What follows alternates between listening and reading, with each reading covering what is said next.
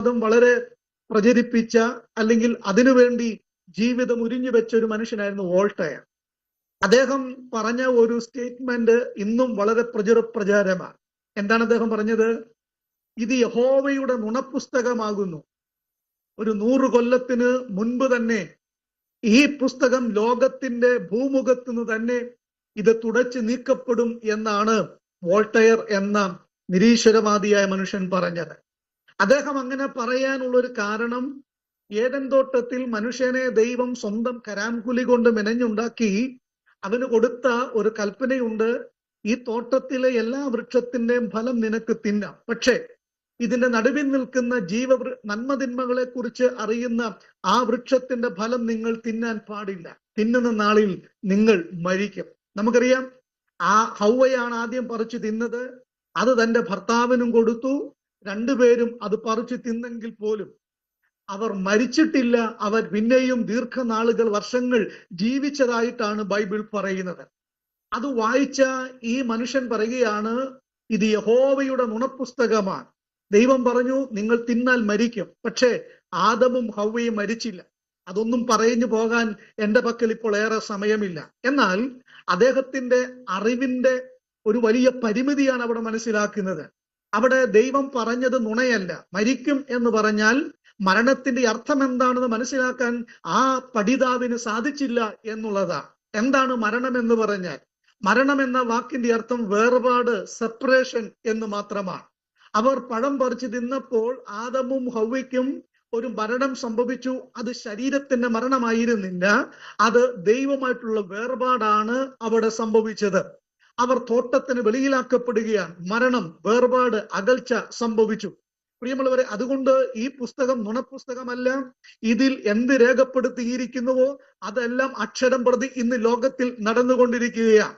ഒരു കയ്യിൽ ദിനപത്രവും മറുകൈയിൽ ഈ ബൈബിളും പിടിച്ചുകൊണ്ട് ഏതൊരു മനുഷ്യൻ വായിച്ച് ആ ആശയത്തെ മനസ്സിലാക്കുന്നുവോ നിസ്സംശയം അവർക്കൊരു കാര്യം മനസ്സിലാകും, ഈ പുസ്തകത്തിൽ പറഞ്ഞിരിക്കുന്നത് പോലെയാണ് ഇന്ന് കാലം കുതിച്ചുകൊണ്ടിരിക്കുന്നത്. കാലത്തിന്റെ ഗതികൾ അങ്ങനെയാണ് പോയിക്കൊണ്ടിരിക്കുന്നത്. ആര് ഭരിക്കും? ആരിന്ത്യ ഭരിക്കും? ആര് കേരളം ഭരിക്കും? ഇവിടുത്തെ നിയമങ്ങൾ എങ്ങനെയാണ്? ഇവിടുത്തെ മനുഷ്യൻ എങ്ങനെയാണ്? ഇവിടുത്തെ പ്രപഞ്ചം എങ്ങനെയാണ്? ഈ പ്രപഞ്ചത്തിന്റെ സന്തുലിതാവസ്ഥ എങ്ങനെയാണ് ഈ പ്രപഞ്ചം ഉണ്ടായത്? മനുഷ്യൻ എങ്ങനെയുണ്ടായി? മനുഷ്യന്റെ അവസാനം എന്താണ്? മനുഷ്യന്റെ മരണം എന്താണ്? മരണത്തിനപ്പുറത്ത് എന്താണ്? എന്നിത്യാദി ഒരുപിടി ചോദ്യങ്ങൾക്ക് ഇവിടുത്തെ പ്രത്യയ ശാസ്ത്രങ്ങളെല്ലാം നിശബ്ദമായി നിൽക്കുമ്പോൾ ഇന്ന് രാത്രിയിൽ ഈ നിശയുടെ നിശബ്ദതയിൽ ഒരു സത്യം ഞങ്ങൾ വിളിച്ചു പറയുകയാണ്. പ്രിയമുള്ളവരെ, കാലത്തിന്റെ കുത്തൊഴുക്കിൽപ്പെട്ട് പ്രത്യയ ശാസ്ത്രങ്ങളും മറ്റ് ഗ്രന്ഥങ്ങളുമെല്ലാം കാലഹരണപ്പെട്ടു പോയപ്പോഴും കാലത്തിന്റെ വിരിമാറിൽ തലയുയർത്തി നിൽക്കുവാൻ പര്യാപ്തമായ ഒരേ ഒരു പുസ്തകമുണ്ടെങ്കിൽ അത് വിശുദ്ധ വേദപുസ്തകമാണ്. ഈ വേദപുസ്തകം വായിച്ചിട്ടുള്ള ആളുകൾ, ഈ വേദപുസ്തകം വിശ്വസിച്ചിട്ടുള്ള ആളുകൾ, ഈ വേദപുസ്തകത്തെ സ്വീകരിച്ച സാമ്രാജ്യങ്ങൾ, സമ്രാട്ടുകൾ അനുഗ്രഹിക്കപ്പെട്ടിട്ടുണ്ട്. അതുകൊണ്ട് ഈ തിരുവെഴുത്ത് സത്യമായ പുസ്തകമാണ്. എന്റെ യേശു പറഞ്ഞ വാക്കുകളൊന്നും സോറി എന്ന് വാക്ക് പറഞ്ഞിട്ടില്ല. നിങ്ങൾ ശ്രദ്ധിക്കണം, ഇവിടുത്തെ മുഖ്യമന്ത്രിമാർ, ഇവിടുത്തെ പ്രധാനമന്ത്രിമാർ, ഇവിടുത്തെ പ്രതിപക്ഷ നേതാക്കൾ, ഇവിടുത്തെ മന്ത്രിമാരെല്ലാം പറഞ്ഞിട്ടുള്ളത് മാറ്റി മാറ്റി പറയുകയാണ്. അവരൊക്കെ സോറി പറയുകയാണ്. എന്റെ യേശു ഇന്ന് വരെ ഒരു സോറി പറഞ്ഞിട്ടില്ല. ക്ഷമിക്കണം, എനിക്ക് തെറ്റുപറ്റി എന്ന് പറഞ്ഞിട്ടില്ല. പകരം പറഞ്ഞത് എന്താ? സത്യമായി ഞാൻ നിങ്ങളോട് പറയുന്നു. ഇന്ന് രാത്രിയിലും ഞങ്ങളെ ദൂരത്തും മറ്റ് സ്ഥലങ്ങളിലുമൊക്കെ വിദേശ രാജ്യങ്ങളിലുമൊക്കെ ഇരുന്ന് കേൾക്കുന്നവരുണ്ടാകാം. പറയട്ടെ, സത്യമായി പറഞ്ഞ ഒരേ ഒരുവൻ, അതാണ് ലോകം കണ്ട ഗുരുക്കന്മാരിൽ ഗുരുവായ കർത്താവായ യേശുക്രിസ്തു. ആ യേശുക്രിസ്തുവിന്റെ വചനമാണ് ഇവിടെ ഞങ്ങൾ പ്രഘോഷിക്കുന്നത്, വിളിച്ചു പറയുന്നത്. നോക്കുക, ഇവിടെ 3 ചോദ്യം. ആ 3 ചോദ്യത്തിലെ ഒന്നാമത്തെ ചോദ്യം എന്ന് പറയുന്നത് എന്താണ്? നിത്യജീവൻ പ്രാപിപ്പാൻ ഞാൻ എന്ത് ചെയ്യണം? ഞാൻ ഇത്രയും പറഞ്ഞു വന്നത് എന്തുകൊണ്ടാണെന്ന് ചോദിച്ചാൽ, ഏതൊരു മനുഷ്യന്റെയും ശക്തമായ ചോദ്യത്തിന് ഉത്തരം തരുന്നൊരു പുസ്തകമാണ് ബൈബിൾ എന്ന് പറയുന്നത്. നോക്കുക, രക്ഷ പ്രാപിപ്പാൻ, നിത്യജീവൻ പ്രാപിക്കുവാൻ ഞാൻ എന്ത് ചെയ്യണം? ഇന്ന് രാത്രിയിൽ പല ആളുകളും ഒരുപക്ഷെങ്കിൽ ചിന്തിക്കുന്ന ഒരു കാര്യമുണ്ട്, എനിക്ക് നിത്യജീവൻ പ്രാപിക്കാൻ ഞാൻ എത്രയെത്ര സ്ഥലങ്ങളിൽ പോയി, ഞാൻ എത്ര സ്ഥലത്ത് പോയി മുട്ടിൽ ഇടഞ്ഞിട്ടുണ്ട്, എത്ര പണം ഞാൻ മുടക്കിയിട്ടുണ്ട്, എത്ര രൂപങ്ങൾ ഞാൻ കൊടുത്തിട്ടുണ്ട്, എത്ര കെട്ട് പണം ഞാൻ വാരിക്കൊടുത്തിട്ടുണ്ട്, എന്റെ ശരീരത്തെ ഞാൻ ദണ്ഡിപ്പിച്ചിട്ടുണ്ട്, നഗ്നപാതനായി ഞാൻ മൈലുകൾ താണ്ടിപ്പോയിട്ടുണ്ട്, എത്ര കാര്യങ്ങൾ ഞാൻ ചെയ്തിട്ടുണ്ട്. പക്ഷേ എനിക്ക് ഇന്ന് വരെയും ഈ നിത്യജീവൻ പ്രാപിപ്പാൻ ദൈവദാസന്മാരെ സാധിച്ചിട്ടില്ല എന്ന് ആരെങ്കിലും ചിന്തിക്കുന്നെങ്കിൽ വളരെ സ്നേഹബുദ്ധിയാ നിങ്ങളോട് പറയട്ടെ, നിങ്ങളുടെ ചോദ്യത്തിന് ഒരു ഉത്തരമാണ് ഇന്ന് രാത്രിയിൽ പ്രാരംഭമായി ഞങ്ങൾ പറഞ്ഞു വരുന്നത്. നിത്യജീവനെ പ്രാപിപ്പാൻ ഞാൻ എന്ത് ചെയ്യണം? ഞാൻ ഈ വേദഭാഗത്തേക്ക് ഒന്ന് നിങ്ങളെ കൊണ്ടുപോകട്ടെ. 19-ാം അധ്യായത്തിൽ പ്രധാനമായ ഈ ചോദ്യത്തിന് മുൻപ് രണ്ട് കാര്യങ്ങൾ ഈ അധ്യായത്തിൽ പറയുന്നുണ്ട്. അത് പറയാതെ പോയാൽ ഈ കാലഘട്ടത്തിൽ അത് വളരെ പ്രസിദ്ധവും വളരെ ആവശ്യമായ ഒരു കാര്യമായതുകൊണ്ട് ഈ 19-ാം അധ്യായത്തിലെ രണ്ട് കാര്യങ്ങൾ ആദ്യം ഒന്ന് പറയാമെന്ന് ആഗ്രഹിക്കുക. എന്താണ് 19-ാം അധ്യായം? മത്തായി സുവിശേഷം 19-ാം അധ്യായത്തിലെ പ്രധാനമായ രണ്ട് വിഷയങ്ങൾ. ഒന്ന്, വിവാഹ മോചനത്തെ സംബന്ധിച്ചുള്ള കാര്യമാണ്. ശ്രദ്ധിക്കുക, 19-ാം അധ്യായത്തിന്റെ 10 മുതലുള്ള വാക്യങ്ങൾ, 9 മുതലുള്ള വാക്യങ്ങളിൽ വായിച്ചു വരുമ്പോൾ സ്ത്രീയെ ഉപേക്ഷിക്കുന്ന കാര്യത്തെ കുറിച്ചാണ് അവിടെ നമ്മൾ വായിക്കുന്നത്. അഥവാ വിവാഹ മോചനത്തെ കുറിച്ചാണ് പറയുന്നത്. വളരെ വളരെ ദുഃഖത്തോടുകൂടെയാണ് ഞാൻ ആ വിഷയം ചിന്തിച്ച് പറയുവാനായിട്ട് ആഗ്രഹിക്കുന്നത്. ഈ കാലഘട്ടങ്ങളിൽ വേർപെട്ട ദൈവജനത്തിന്റെ നടുവിലും ഇതൊരു പ്രവണതയായി മാറുന്നു, ഒരു വ്രണമായി മാറുന്നു, ഒരു പകർച്ചവ്യാധി പോലെ പടരുന്നു എന്ന് പറഞ്ഞാൽ എനിക്ക് നേരെ നിങ്ങൾ പല്ല് കടിക്കുകയോ നെറ്റി ചുളുക്കുകയില്ല. അത് നഗ്നമായ ഒരു സത്യമാണ്. വിവാഹ മോചനം ഇന്ന് വളരെ വർദ്ധിച്ചു കൊണ്ടിരിക്കുകയാണ്. കേരളത്തിലുള്ള കോടതികൾ, കേരളത്തിന് വെളിയിലുള്ള കുടുംബ കോടതികളിൽ വിവാഹ മോചന കേസുകൾ വർദ്ധിച്ചു കൊണ്ടിരിക്കുകയാണ്. പ്രിയമുള്ളവരെ, പൗരസ്ത്യ നാടുകളിലും നമ്മുടെ സ്വദേശത്തുമൊക്കെ വിവാഹമോചനങ്ങൾ പെരുകുകയാണ്. വിശ്വാസികളുടെ നടുവിലും വിവാഹ മോചനങ്ങൾ കൂടുകയാണ്. നിസ്സാര കാരണത്തിന്റെ പേരിൽ, എന്തിന്റെ പേരിൽ? സ്ത്രീധനം കുറഞ്ഞു പോയതിന്റെ പേരിൽ, എന്തിന്റെ പേരിൽ? സൗന്ദര്യം കുറഞ്ഞു പോയതിന്റെ പേരിൽ, കാറ് കൊടുത്തില്ല എന്നതിന്റെ പേരിൽ, ചായ കൊടുത്തില്ല എന്നതിന്റെ പേരിൽ. അടുത്ത ദിവസം ഒരു രസകരമായ ഒരു വിവാഹമോചന വാർത്ത ഞാൻ കേട്ടു. ഭർത്താവ് രാത്രി കൂർക്കം വലിക്കുന്നു, അതുകൊണ്ട് എനിക്ക് ഇദ്ദേഹത്തെ വേണ്ട. പ്രിയമുള്ളവരെ, വിവാഹമോചനത്തിന്റെ വാർത്തകൾ വളരെ വികൃതമാണ്, വൈകൃതമായിരിക്കുന്ന കാര്യമാണ്. ഞാൻ പറഞ്ഞു വരുന്നത്, ദൈവം യോജിപ്പിച്ചതിനെ മനുഷ്യന് വേർപിരിക്കാൻ സാധിക്കുകയില്ല. ഇവിടുത്തെ നിയമങ്ങൾക്കോ ഇവിടുത്തെ മതങ്ങൾക്കോ മതകോടതികൾക്കോ ഒന്നും വിവാഹ മോചനം കൊടുക്കാൻ സാധിക്കുകയില്ല. കാരണം ദൈവം യോജിപ്പിക്കുന്നതാണ്. അതുകൊണ്ട് വിവാഹ മോചനം ദൈവം വെറുക്കുന്നു. വിവാഹ മോചനം ദൈവം വെറുക്കുന്ന കാര്യമാണ്. അതാണ് ഒന്നാമതായി അവിടെ പറഞ്ഞു വരുന്നത്. രണ്ടാമത്തെ കാര്യം എന്താണ്? ശിശുക്കളോടുള്ള ബന്ധത്തിലാണ്. അവർക്ക് വേണ്ടി പ്രാർത്ഥിക്കാൻ വേണ്ടി കൊണ്ടുവരികയാണ്.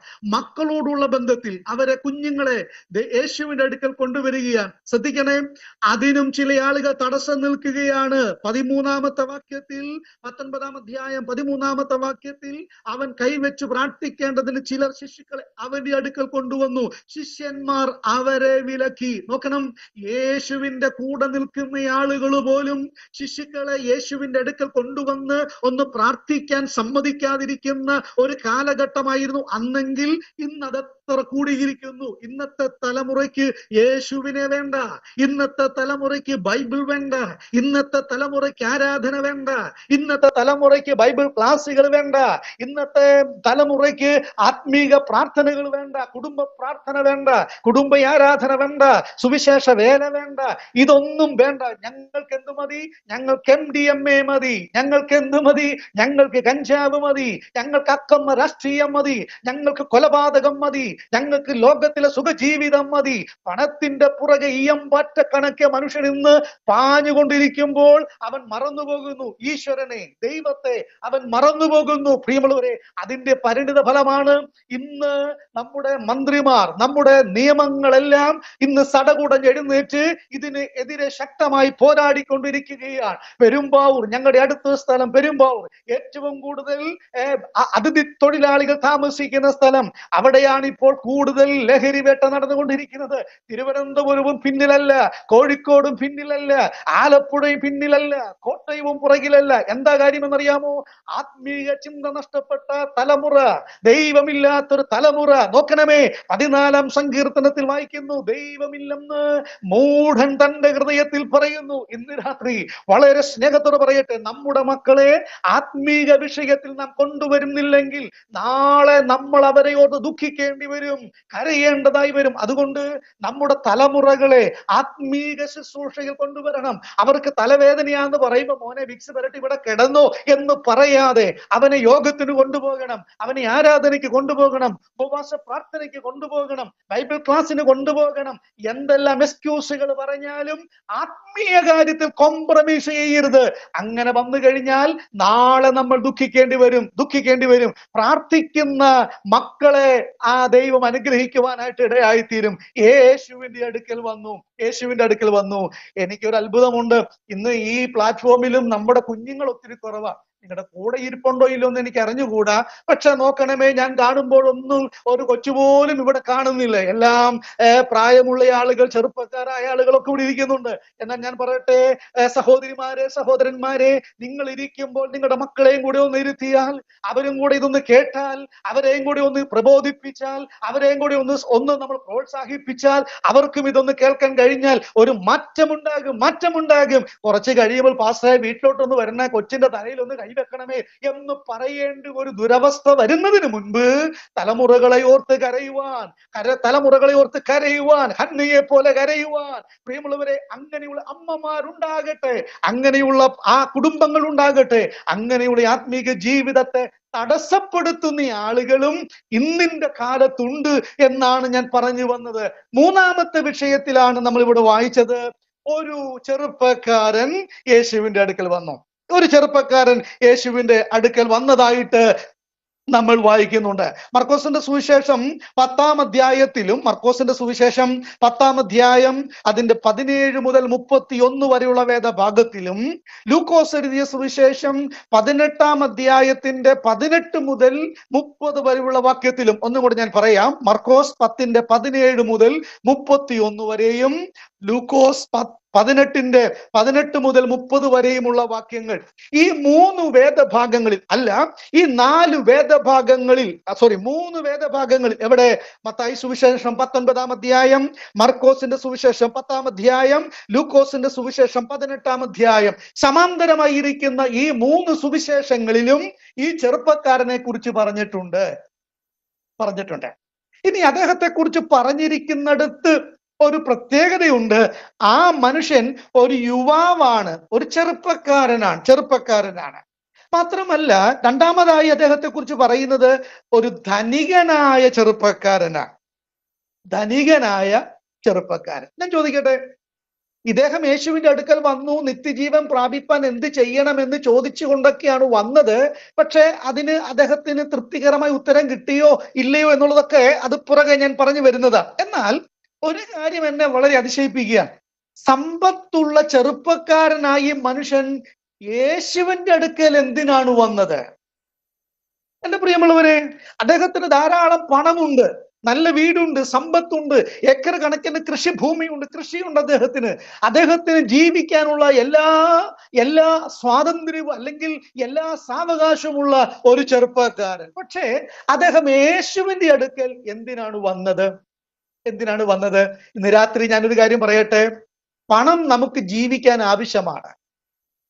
അത് അത്യാഗ്രഹമാകാതിരിക്കുക എന്നുള്ളതാണ് വിഷയം. ദൈനംദിന ആവശ്യങ്ങൾ, ഞാനൊരു കാര്യം കൂടെ ഒന്ന് പറയട്ടെ ദൈവമക്കളെ. കർത്താവ് നമ്മളെ സമ്പത്ത് കൊണ്ട് ഭൗതികമായിട്ട് അനുഗ്രഹിക്കാമെന്ന് പുതിയ നിയമത്തിൽ ഒരു പ്രോമിസ് ഇല്ല. ഇത് കേൾക്കാനല്ല ഞങ്ങൾ വന്നെന്ന് ചിന്തിക്കരുത്. പുതിയ നിയമത്തിൽ ഭൗതികമായ പ്രോമിസ് കർത്താവ് പറഞ്ഞിട്ടില്ല. പഴയ നിയമ ഭക്തന്മാർക്ക് സമ്പത്തിന്റെ അനുഗ്രഹം ഉണ്ടായിട്ടുണ്ട്. അബ്രഹാം, ഇസഹാക്ക്, യാക്കോബ് തുടങ്ങിയ ആളുകളോട് പറഞ്ഞു, ഞാൻ നിങ്ങളെ അനുഗ്രഹിക്കും. മൃഗസമ്പത്ത് കൊണ്ട്, കൃഷി സമ്പത്ത് കൊണ്ട്, മറ്റ് സമ്പത്തുകൾ കൊണ്ട് അവരെ അനുഗ്രഹിച്ചിട്ടുണ്ട്. പുതിയ നിയമത്തിൽ കർത്താവ് ഒരു പ്രോമിസ് കൊടുത്തിരിക്കുന്നത് ഒരിക്കലും നിങ്ങളെ ഭൗതികമായി വലിയ വീട് തന്ന്, ബംഗ്ലാവ് തന്ന്, വില കൂടിയ BMW തന്ന് നിങ്ങളെ അനുഗ്രഹിക്കാമെന്ന് പറഞ്ഞിട്ടില്ല. പിന്നെയോ കർത്താവ് പറഞ്ഞെന്താണ്?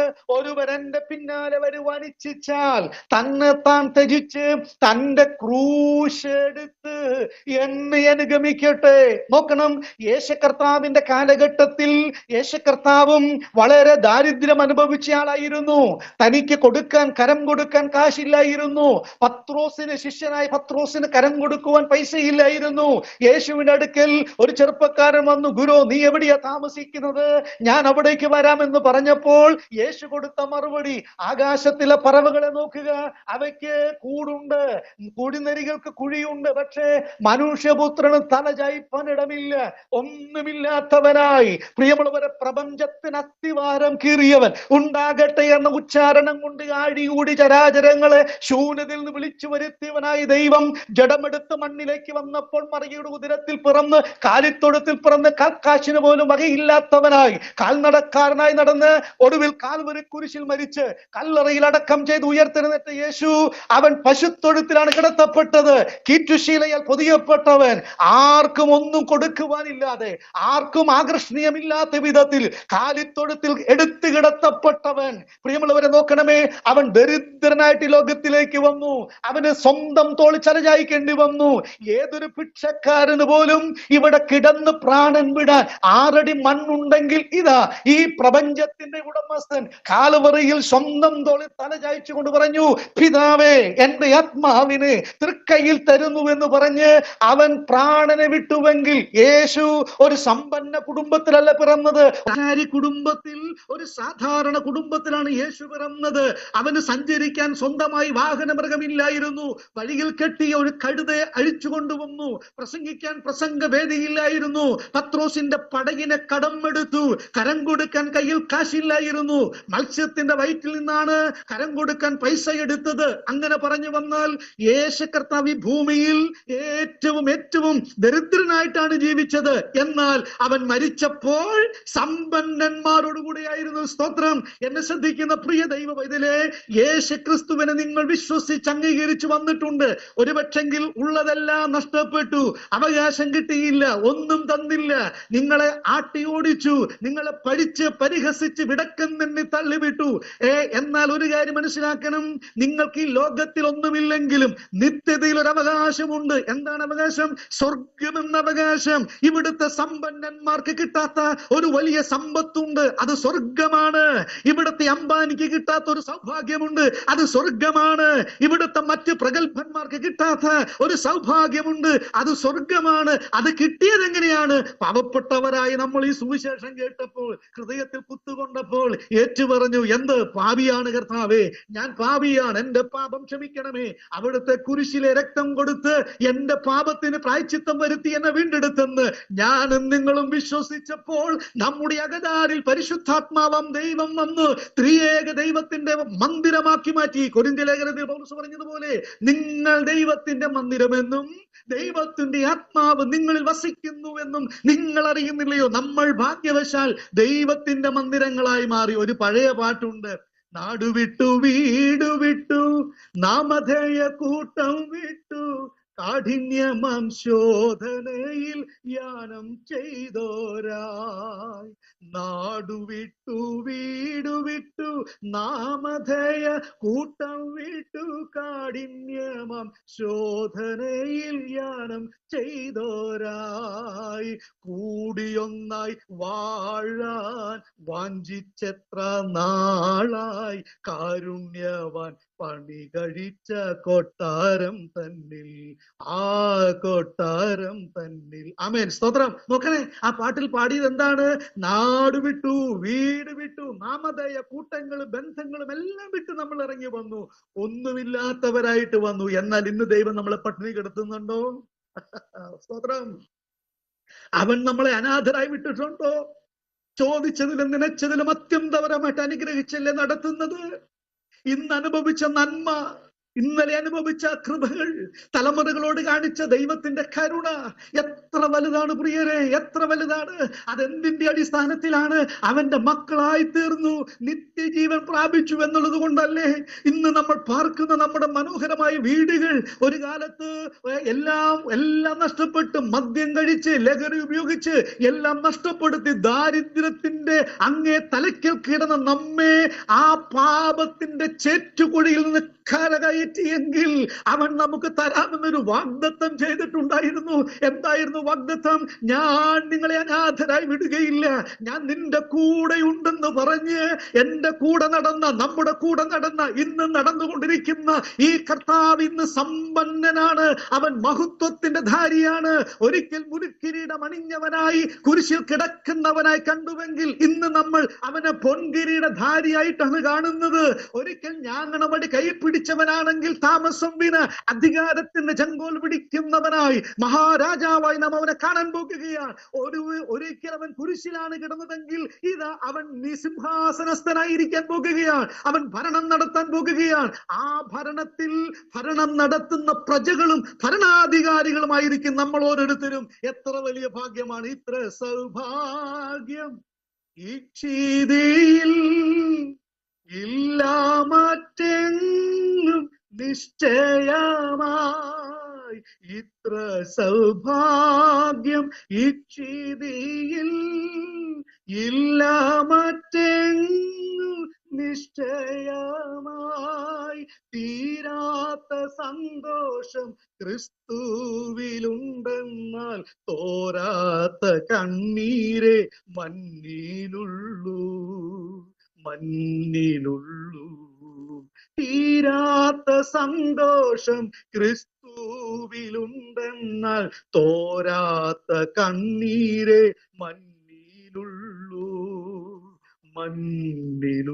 നോക്കണമേ, തീരാത്ത സന്തോഷം നമുക്കിവിടെ ഉണ്ട്, സന്തോഷം നമുക്കുണ്ട്. പക്ഷെ തോരാത്ത കണ്ണുനീരാണ് ഇവിടെ നമുക്കുള്ളത്. എന്നാൽ ഇത് നമുക്കൊക്കെ മാറുന്ന ഒരു ദിവസമുണ്ട്. ഇത് മാറുന്ന ഒരു ദിവസമുണ്ട്. ആ മാറാനുള്ള ദിവസത്തിന് വേണ്ടിയാണ് നമ്മൾ കാത്തിരിക്കുന്നത്.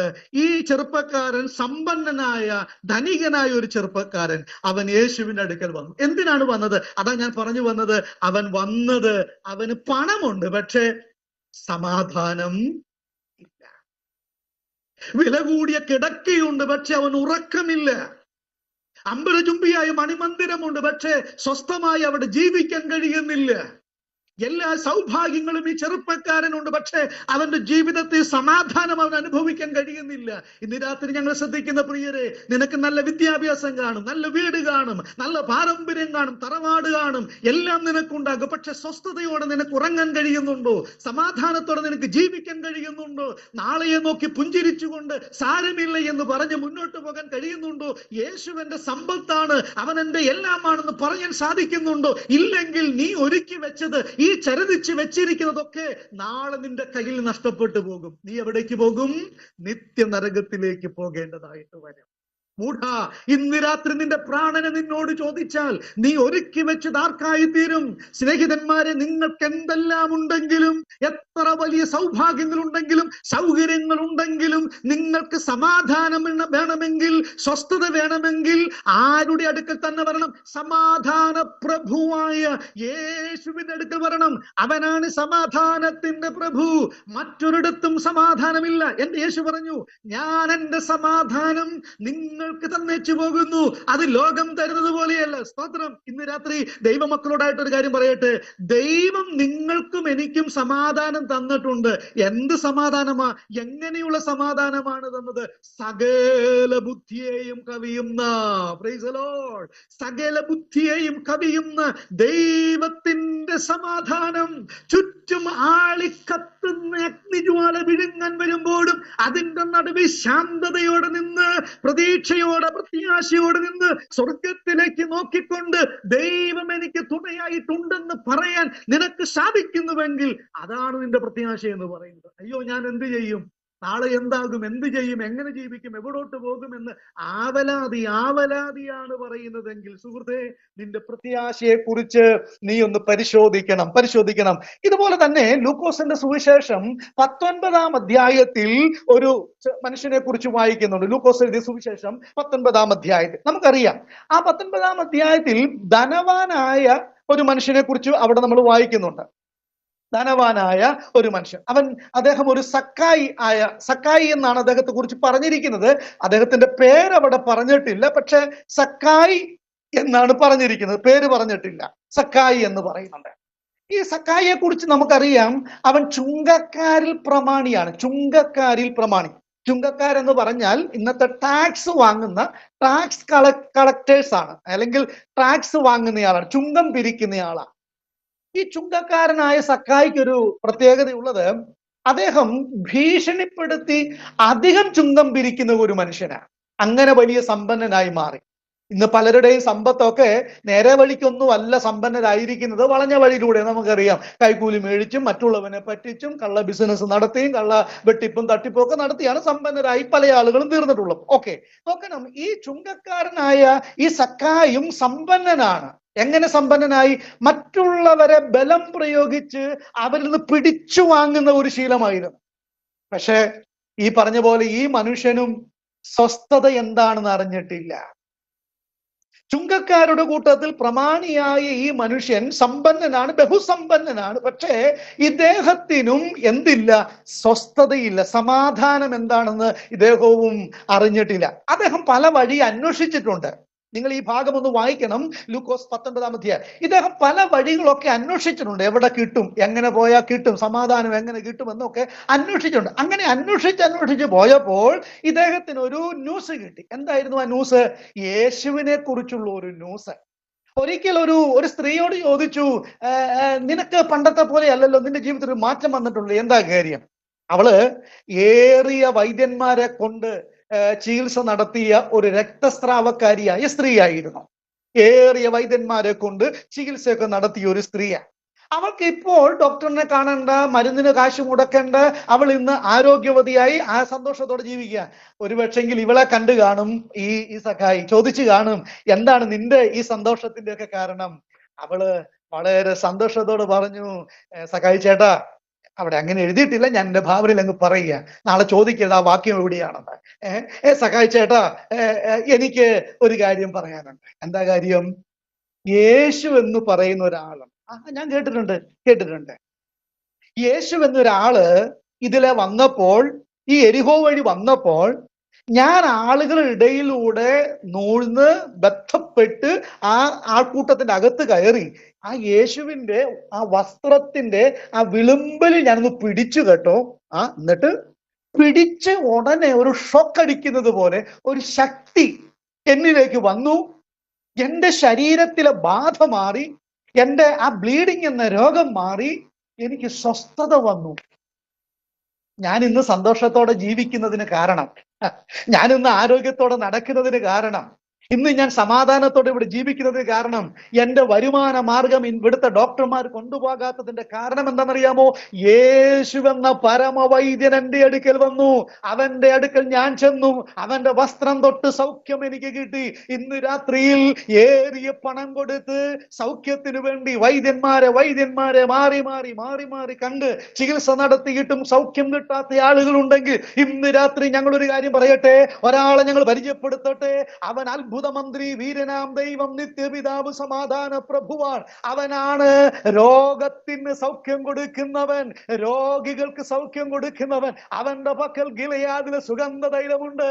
അവൻ സൗഖ്യം കൊടുക്കുന്നവനാണ്. അവന്റെ അടുക്കൽ ചെന്ന് ആര് എനിക്ക് സൗഖ്യം വേണമെന്ന് പറയുന്നുവോ അവരോട് കരുണ കാട്ടുന്നവനാണ്.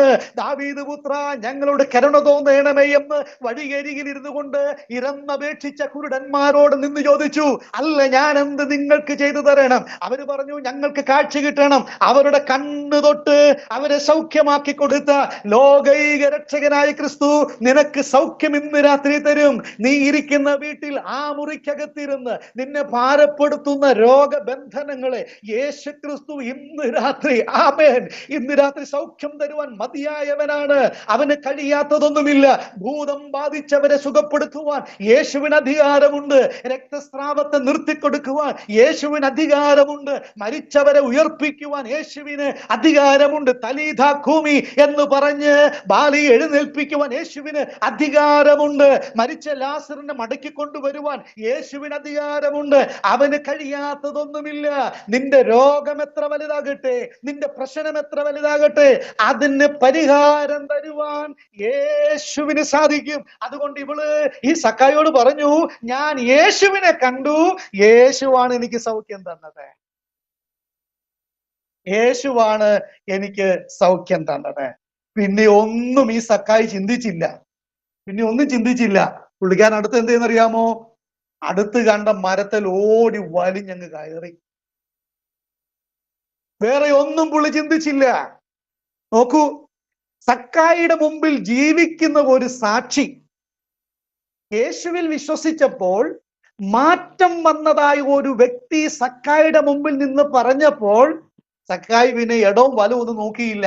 എന്റെ കൂട്ടു ബിസിനസ്സുകാർ കാണുമല്ലോ, എന്റെ പള്ളിക്കാർ കാണുമല്ലോ, ഇടവകക്കാർ കാണുമല്ലോ, എന്റെ പാർട്ടിക്കാർ കാണുമല്ലോ, എന്റെ ബന്ധുക്കൾ കാണുമോ, എന്റെ ഭാര്യ കാണുമോ, ഭർത്താവ് കാണുമോ, എന്റെ മരുമകൻ കാണുമോ, മരുമകള് കാണുമോ, ഒന്നും വിഷയമല്ല. സക്കായി ഓടി എവിടെ കയറി?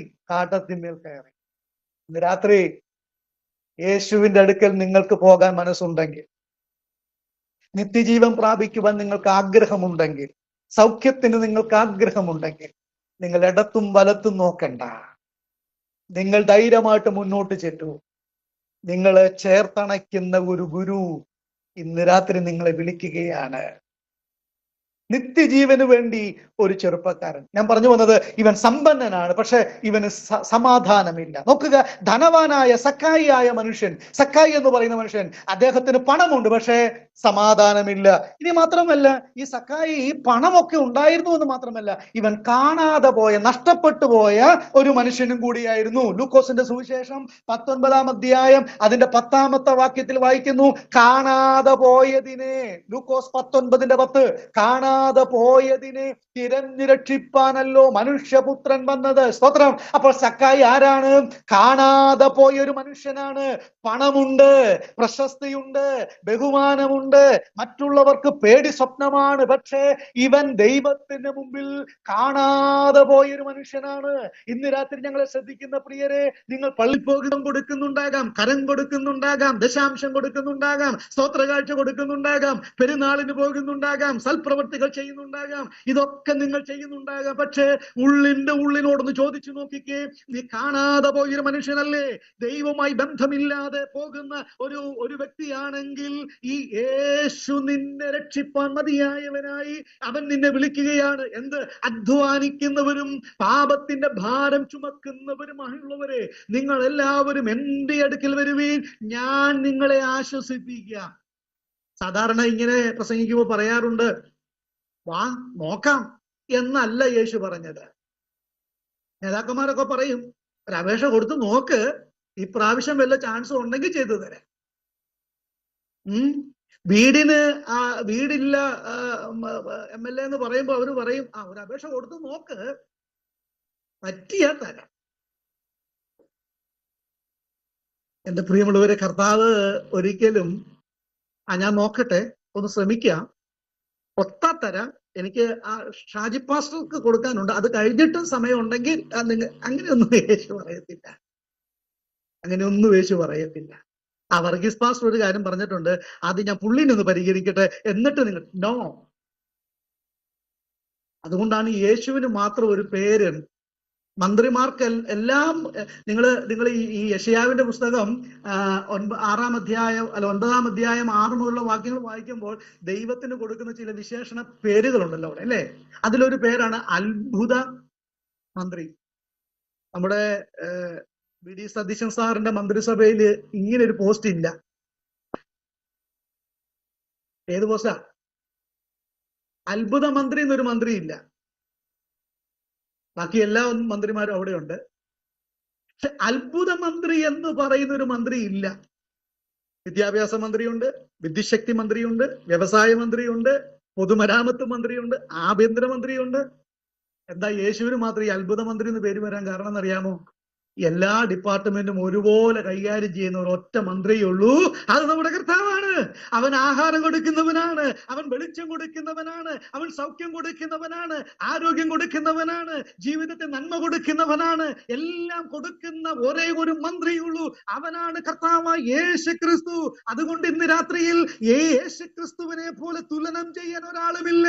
ഭക്തനായ ഒരു ദൈവദാസൻ പാടിയൊരു പാട്ടുണ്ട്, അവനൊപ്പം പറയാൻ ഒരാളുമില്ല, അവനെ പോലെ ആരാധ്യൻ ഒരാളുമില്ല, അവനോട് തുലനം ചെയ്യാൻ അവൻ മാത്രമേ ഉള്ളൂ. കർത്താവിനോട് തുല്യൻ കർത്താവ് മാത്രമാണ്, അവനോട് സാദൃശ്യപ്പെടുത്താൻ ലോകത്തിൽ ആരുമില്ല. കാരണം അത്ഭുത മന്ത്രി എന്ന പേരിൽ ഒരാളേ ഉള്ളൂ, അത് കർത്താവായ യേശു ക്രിസ്തു താൻ മാത്രമാണ്. ഇന്ന് രാത്രി ഈ അത്ഭുത മന്ത്രിയെ നിങ്ങൾ കണ്ടിട്ടുണ്ടോ? ഈ അത്ഭുത മന്ത്രിയുടെ സ്നേഹം അനുഭവിച്ചിട്ടുണ്ടോ? ഈ അത്ഭുത മന്ത്രിയുടെ സാമീപ്യം അനുഭവിച്ചിട്ടുണ്ടോ? ഈ അത്ഭുത മന്ത്രിയുമായി സംസാരിച്ചിട്ടുണ്ടോ? ഈ അത്ഭുത മന്ത്രിയുമായി നിങ്ങൾ ആശയവിനിമയം നടത്തിയിട്ടുണ്ടോ? ഓ, എത്ര മധുരമാണെന്നറിയാമോ അല്ലെ ദേവദാസന്മാരെ? എത്ര മനോഹരമാണ് ആ അനുഭവം. അവന്റെ പാദപീഠത്തെങ്കിലിരുന്ന് അവന്റെ മാധുരമൊഴി കേൾക്കുമ്പോൾ അവൻ എന്നോട് നിങ്ങളോട് സംസാരിക്കുന്ന മൃദുസ്വരം, സാന്ത്വനത്തിന്റെ സ്വരം. സാരമില്ല മകളെ, മകനെ, ഭാരപ്പെടേണ്ട മകനെ, മകളെ, ഞാനില്ലേ കൂടെ. നീ എന്തിനു കരയണം? നീ എന്തിനു വ്യാകുലപ്പെടണം? സങ്കടപ്പെടേണ്ട. ദൈവദാസന്മാരെ, സഭകളെ കുറിച്ച് നിങ്ങൾ ഭാരപ്പെടേണ്ട. ഞാനല്ലേ സഭയുടെ കാന്തൻ നാഥൻ, ഞാനില്ലേ കൂടെ. മക്കളെ ഓർത്ത് ഭാരപ്പെടേണ്ട, ഞാനില്ലേ കൂടെ. ഭാവിയോർത്ത് വ്യാകുലപ്പെടേണ്ട, ഞാനില്ലേ കൂടെ. വിദ്യാഭ്യാസത്തെ ഓർത്ത് ഭാരപ്പെടേണ്ട, ഞാനില്ലേ കൂടെ. ക്യാൻസറിനെ ഓർത്ത് ഭാരപ്പെടേണ്ട, ഞാനില്ലേ കൂടെ എന്ന് കാതിൽ ഓതുന്ന മൃദുസ്വരം കേൾക്കുന്ന ആ അനുഭവം നിങ്ങൾക്കുണ്ടായിട്ടുണ്ടോ? ഇന്ന് രാത്രി ഈ കർത്താവിന്റെ അടുക്കിലേക്ക് നിങ്ങളെ ഞങ്ങൾ സ്വാഗതം ചെയ്യുകയാണ്. അവൻ അത്ഭുതത്തിന്റെ ദൈവമാണ്. നോക്കുക, ഈ ധനികനായ ചെറുപ്പക്കാരൻ, മത്തായി സുവിശേഷം 19-ാം അധ്യായത്തിൽ വായിച്ച ആ ധനികനായ ചെറുപ്പക്കാരൻ എവിടേക്ക് വന്നു? യേശുവിന്റെ അടുക്കൽ വന്നു. അവനൊരു ചോദ്യം ചോദിച്ചു. എന്താ ചോദിച്ചത്? നിത്യജീവൻ പ്രാപിപ്പാൻ ഞാൻ എന്ത് ചെയ്യണം? എന്താണ് ഈ നിത്യജീവൻ എന്ന് പറഞ്ഞാൽ? Eternal life. നിത്യജീവൻ എന്ന് പറഞ്ഞാൽ എന്താണ്? ഈ ഭൂമിയിൽ ദീർഘവർഷം ജീവിക്കാനുള്ള ആ അനുഭവമല്ല നിത്യജീവൻ എന്ന് പറയും. പകരം ഇവിടെ മരിച്ചാലും കർത്താവിന്റെ കൂടെ സ്വർഗത്തിൽ അനന്ത യുഗങ്ങൾ വാഴാൻ കിട്ടുന്ന ആ അനുഭവമാണ് നിത്യജീവൻ എന്ന് പറയുന്നത്. നിത്യജീവൻ എന്ന വാക്കിന് ഒറ്റ അർത്ഥമേ ഉള്ളൂ, ദൈവത്തിന്റെ ജീവൻ. ദൈവത്തിന് എന്തില്ല? അന്തമില്ല. ദൈവത്തിന് അവസാനമില്ല. ദൈവത്തിന് മരണമില്ല. അതുകൊണ്ട് നിത്യജീവൻ എന്ന് പറഞ്ഞാൽ ദൈവത്തിന്റെ ജീവനാണ്. ശ്രദ്ധിക്കണം, ഈ ദൈവത്തിന്റെ ജീവൻ എങ്ങനെ കിട്ടി? എങ്ങനെയാണ് ദൈവത്തിന്റെ ജീവൻ മനുഷ്യന് കിട്ടുന്നത്? ഏദനിൽ ദൈവം മനുഷ്യനെ സൃഷ്ടിച്ചു, അവന്റെ മൂക്കിൽ ജീവശ്വാസമൂതി. പക്ഷേ അവൻ പാപം ചെയ്തപ്പോൾ ദൈവത്തിൽ നിന്ന് അകന്നുപോയി. ആ ദൈവിക സംസർഗം നഷ്ടപ്പെട്ടു. അവൻ ദൈവത്തിൽ നിന്ന് വിദൂരതയിലേക്ക് പോയി. പാപത്തിന്റെ അഗാധ ഗർത്തത്തിലേക്ക് അവൻ എറിയപ്പെട്ടു. നാശത്തിന്റെ കൂപത്തിൽ കിടക്കുന്നു. അവിടെ കിടക്കുന്ന മനുഷ്യൻ ദൈവമില്ലാതെ നിത്യ നരകത്തിലേക്ക് പോകുമ്പോൾ സ്വർഗത്തിലെ ദൈവത്തിന്റെ പദ്ധതിയിൽ ഒരു കാര്യം തീരുമാനിച്ചു. എന്ത്? അവനെ വീണ്ടെടുക്കണം. ആർ നമുക്ക് വേണ്ടി പോകും? ആരെ ഞാൻ അയക്കേണ്ടുവെന്ന് ചോദിക്കുമ്പോൾ ഇതാ നമ്മുടെ കർത്താവ് തന്നെ പറയുകയാണ്, ഞാൻ പോകാമെന്ന് പറഞ്ഞു. പുസ്തക ചുരുളിൽ എന്നെ കുറിച്ച് എഴുതിയിരിക്കുന്നത് പോലെ കർത്താവ് ലോകത്തിലേക്ക് വന്നു, ഭൂമിയിലേക്ക് വന്നു, എനിക്കും നിങ്ങൾക്ക് വേണ്ടി കുരിശിൽ മരിച്ചു, തന്റെ ജീവൻ തന്നു. തന്റെ ജീവൻ തന്നു. ആ ജീവനെ പ്രാപിക്കുന്നവർക്കാണ് എന്ത് കിട്ടുന്നത്? നിത്യജീവൻ കിട്ടുന്നത്. അത് നഷ്ടപ്പെട്ടു പോകത്തുമില്ല കേട്ടോ. ആ നിത്യജീവൻ എന്റെ കയ്യിൽ നിന്ന് ആർക്കും പിടിച്ചു പറിക്കാനായിട്ട് സാധിക്കുകയില്ല. എങ്ങനെയാണ് ഈ നിത്യജീവൻ കിട്ടുന്നത്? നോക്കിക്കേ, യോഹന്നാൻ എഴുതിയ സുവിശേഷം 3-ാം അധ്യായത്തിന്റെ 16-ാമത്തെ വാക്യം, വളരെ പ്രസിദ്ധമായ വാക്യം. യോഹന്നാൻ 3:16 കാണാതറിയാം. എന്ത്? തന്റെ ഏകജാതനായ പുത്രനിൽ വിശ്വസിക്കുന്ന ഏവനും നശിച്ചു പോകാതെ നിത്യജീവൻ പറഞ്ഞോളൂ. നിത്യജീവൻ പ്രാപിക്കേണ്ടതിന് ദൈവം അവനെ ആരെ? യേശുവിനെ നൽകുവാൻ തക്കവണ്ണം ലോകത്തെ സ്നേഹിച്ചു. മലയാളത്തിൽ അങ്ങനെയാണ്, പക്ഷേ ഇംഗ്ലീഷ് പരിഭാഷയിൽ കുറച്ചും കൂടി ഒരു വ്യത്യാസമുണ്ട്. അത്രയ്ക്ക് സ്നേഹിച്ചു. ദൈവം അത്രയ്ക്ക് സ്നേഹിച്ചു. അപ്പൊ ഒരു ചോദ്യമുണ്ട്, എത്രയ്ക്ക് സ്നേഹിച്ചു? തന്റെ ഏകകുമാരനെ തന്ന് അത്രയ്ക്ക് സ്നേഹിച്ചു, അത്രയ്ക്ക് സ്നേഹിച്ചു. ഞാൻ ചോദിക്കട്ടെ, ആരിങ്ങനെ സ്നേഹിക്കും? ഏകജാതനായ പുത്രനെ തന്ന് ലോകത്തെ മനുഷ്യനെ ഇങ്ങനെ സ്നേഹിക്കാൻ വേറെ ഏത് ഗുരുക്കളുണ്ട്? ഏത് മധ്യസ്ഥനുണ്ട്? ഏത് രക്ഷിതാക്കളുണ്ട്? ഏത് ദൈവങ്ങളുണ്ട്? ഇതുപോലെ ജീവൻ തന്ന് മനുഷ്യനെ രക്ഷിക്കുവാൻ വേറെ ആരാണുള്ളത്? അത്രയ്ക്ക് സ്നേഹിച്ചു. God loud the world. അത്രയ്ക്ക് ദൈവം സ്നേഹിച്ചു. എത്രയ്ക്ക് സ്നേഹിച്ചു? തന്റെ ഓമനകുമാരനെ, തന്റെ ഏകജാതനെ എനിക്കും നിങ്ങൾക്കും വേണ്ടി തന്ന് അവൻ നമ്മെ സ്നേഹിച്ചു. ഈ നിത്യജീവൻ എങ്ങനെ പ്രാപിക്കാൻ സാധിക്കും? യേശുക്രിസ്തുവിന്റെ അടുക്കൽ വന്ന് പാപിയാണെന്ന് സമ്മതിച്ച് പാപം ഏറ്റുപറഞ്ഞ് യേശുവിന്റെ ക്രൂശിൽ ചൊരിഞ്ഞ രക്തം മരണത്തിൽ വിശ്വസിക്കുമ്പോൾ, ആ വിശ്വസിക്കുന്ന മാത്രയിൽ തന്നെ എന്ത് കിട്ടുന്നു? നിത്യജീവൻ കിട്ടും. വിശ്വസിച്ചിട്ട് രണ്ടാഴ്ച ഒന്ന് നോക്കട്ടെ എന്നൊന്നും കർത്താവ് പറയത്തില്ല. വിശ്വസിക്കുമ്പോൾ തന്നെ നിത്യജീവനുണ്ട്, നിത്യജീവനുണ്ട്. നോക്കണേ, ഈ മനുഷ്യൻ വളരെ സമ്പന്നനായിരുന്നു. അവനോട് യേശു പറഞ്ഞു, നിനക്കുള്ളതെല്ലാം വിറ്റ് ദരിദ്രർക്ക് കൊടുക്കാൻ പറഞ്ഞപ്പോൾ ഇവൻ എന്ത് ചെയ്തു? തിരിച്ചുപോയി. പ്രിയമുള്ളവരെ, ഇന്ന് അനേകം ആളുകൾ, അല്ലെ, നമ്മുടെയൊക്കെ സഭകളിൽ പല ആളുകളും വരുന്നുണ്ട്, പുതുതായിട്ടൊക്കെ ആൾക്കാർ വേണ്ടി. 2-3 ആഴ്ച കഴിയുമ്പോൾ അവരെ കാണത്തില്ല. അപ്പോ ദൈവദാസന്മാർ അന്വേഷിക്കും, എന്താ കണ്ടില്ലല്ലോ, എന്താ വരാത്തെ? അതെ പാസ്റ്ററെ, ഞങ്ങൾക്ക് നിങ്ങൾ പറയുന്ന കാര്യങ്ങളൊക്കെ വളരെ ഇഷ്ടമാണ്, പ്രാർത്ഥനയൊക്കെ നല്ല കാര്യമാണ്, പക്ഷെ അത് ഞങ്ങളുടെ സ്റ്റാൻഡേർഡിന് അങ്ങോട്ട് അത് ഒക്കുന്നില്ല. പല ആളുകളും കർത്താവിന്റെ അടുക്കൽ വരുന്ന സ്റ്റാൻഡേർഡ് നോക്കിയ അല്ലെ? ഇവിടെ ഈ മനുഷ്യൻ, ഈ ചെറുപ്പക്കാരൻ, ഈ യുവാവ് സമ്പന്നനായിരുന്നു. അപ്പോൾ ഈ സമ്പന്നനായതുകൊണ്ട് അവനോട് യേശു പറഞ്ഞതിന്റെ അർത്ഥം അവന് മനസ്സിലാക്കാൻ കഴിയാഞ്ഞത് കൊണ്ട് അവൻ എന്ത് ചെയ്തു? അവൻ തിരിച്ചുപോയി.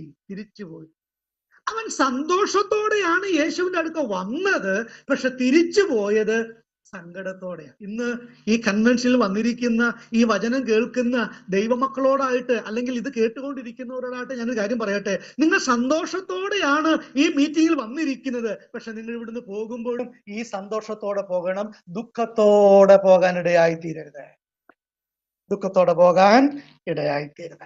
ഞാൻ ഒരു അടുത്ത ഭാഗത്തേക്ക് വരണമല്ലോ. 8:30 നമ്മുടെ യോഗം അവസാനിപ്പിക്കുകയും ചെയ്യണമല്ലോ. അടുത്ത ഭാഗത്ത് 2-ാമത്തെ ചോദ്യത്തിലേക്ക് വരികയാണ്. 2-ാമത്തെ ചോദ്യം റോമാലേഖനം 7-ാം അധ്യായത്തിന്റെ 24-ാമത്തെ വാക്യമാണ്. റോമാലേഖനം 7-ാം അധ്യായം 24-ാമത്തെ വാക്യം. അവിടെ പൗലോസ് അപ്പോസ്തലന്റെ ഒരു ചോദ്യമാണ്. ഈ മരണത്തിനധീനമായ ശരീരത്തിൽ നിന്ന് എന്നെ ആർ വിടുവിക്കും? മരണത്തിനധീനമായ ശരീരം. നമ്മുടെ ശരീരത്തിന് 2 പ്രത്യേകതയാണുള്ളത്. ഒന്ന്, റോമാലേഖനം 6-ാം അധ്യായത്തിന്റെ 12-ാമത്തെ വാക്യത്തിൽ ഇത് മർത്യ ശരീരമാണെന്ന് പറയുന്നു. മർത്യശരീരം. 6-ാം അധ്യായത്തിന്റെ 6-ാമത്തെ വാക്യത്തിൽ, റോമാലേഖനം തന്നെ 6:6 ഇത് പാപമുള്ള ശരീരമാണ്. ഇത് പാപമുള്ള ശരീരമായതുകൊണ്ടാണ് ഇതെന്ത് ശരീരമായി തീർന്നത്? മർത്യ ശരീരമായത്.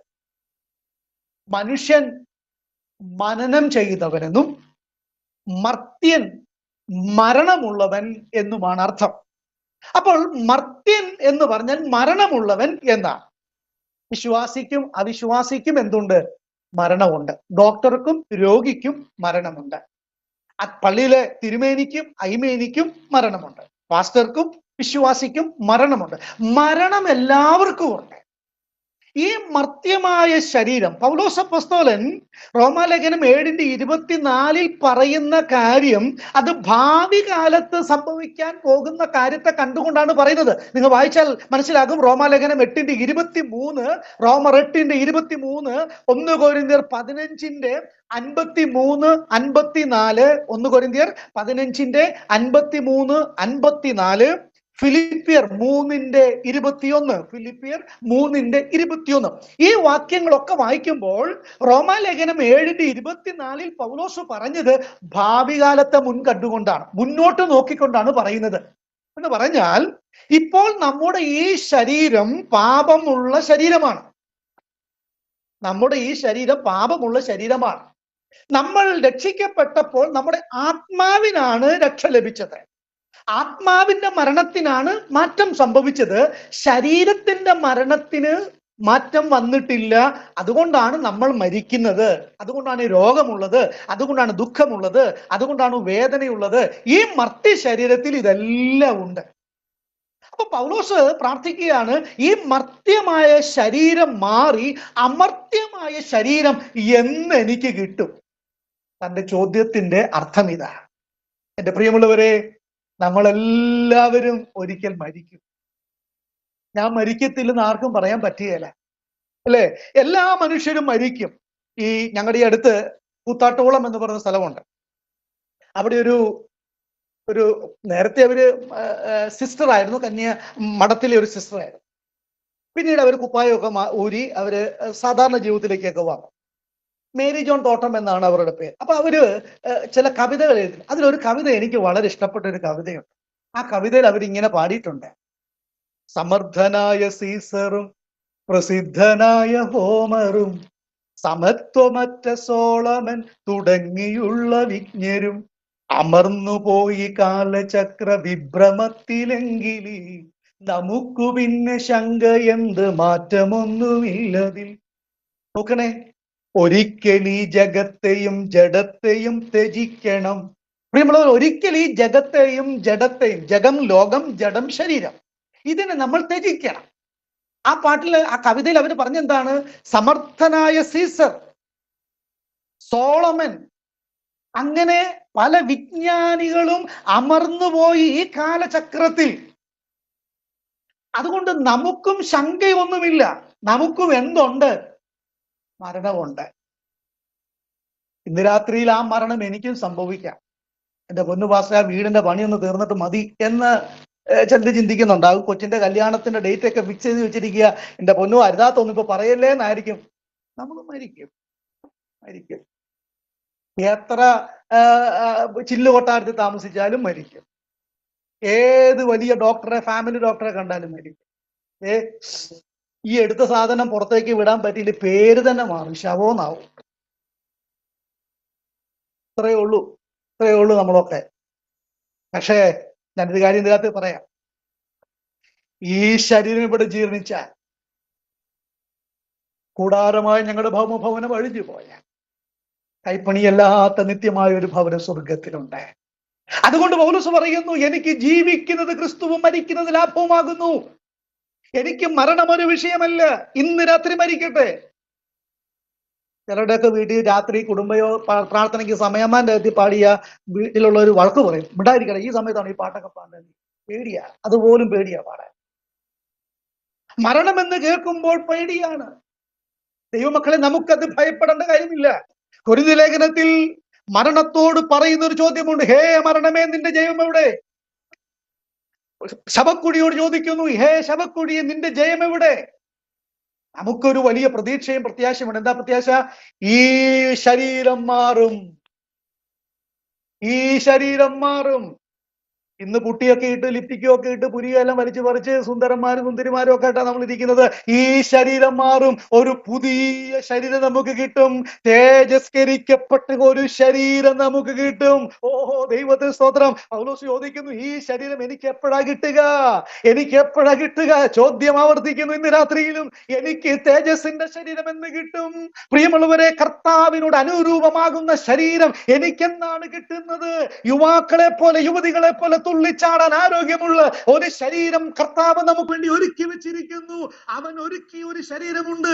എനിക്ക് വേണ്ടി ഒരു ശരീരം ഒരുക്കിയിരിക്കുന്നു. ആ ശരീരമാണ് കർത്താവ് സ്വീകരിച്ചു വന്നതെങ്കിൽ ഇതാ തന്റെ മക്കൾക്ക് വേണ്ടി ഒരു ശരീരം ഒരുക്കി വെച്ചിട്ടുണ്ട്. ആ ശരീരം നമുക്ക് കിട്ടും. സ്തോത്രം. ആ ശരീരത്തിന്റെ പ്രത്യേകത എന്തൊക്കെയാണ്? കണ്ണടച്ച് തുറക്കുന്നതിന് മുമ്പ് നമുക്ക് അമേരിക്ക ചെല്ലാം. വാതിലൊന്നും വിഷയമല്ല, ഭിത്തി ഒരു വിഷയമല്ല. എനിക്ക് എപ്പോ വേണമെങ്കിലും എവിടെ വേണമെങ്കിലും അനായാസേന പോകാൻ കഴിയും. വാതിലടച്ചിരുന്ന മുറിക്കകത്ത് യേശു ചെന്നു പറഞ്ഞു, നിങ്ങൾക്ക് സമാധാനം. ഉയർത്തെഴുന്നേറ്റതിന് ശേഷം തേജസ്കരിക്കപ്പെട്ട ശരീരത്തിന്റെ പ്രത്യേകത, ഇന്ന് ഷുഗർ ഉണ്ട്, പ്രഷർ ഉണ്ട്, കൊളസ്ട്രോൾ ഉണ്ട്, ഇല്ലാത്തതൊന്നുമില്ല, എല്ലാം ഈ ശരീരത്തിലുണ്ട്. എന്നാൽ ഒരു ശരീരം നമുക്ക് കിട്ടും. രോഗമില്ലാത്ത, ദുഃഖമില്ലാത്ത, വേദനയില്ലാത്ത, മരണമില്ലാത്ത, കണ്ണീരില്ലാത്ത ഒരു ശരീരം നമുക്ക് കിട്ടും. പൗലോസ് ചോദിക്കുന്നു, ഈ ശരീരം എനിക്ക് എപ്പോൾ കിട്ടും? എനിക്കെന്നാണ് ഈ ശരീരം കിട്ടുക? എന്റെ പ്രിയമുള്ളവരെ, അതുകൊണ്ട് നമുക്ക് വളരെ പ്രതീക്ഷയോടെ ഇരിക്കാം.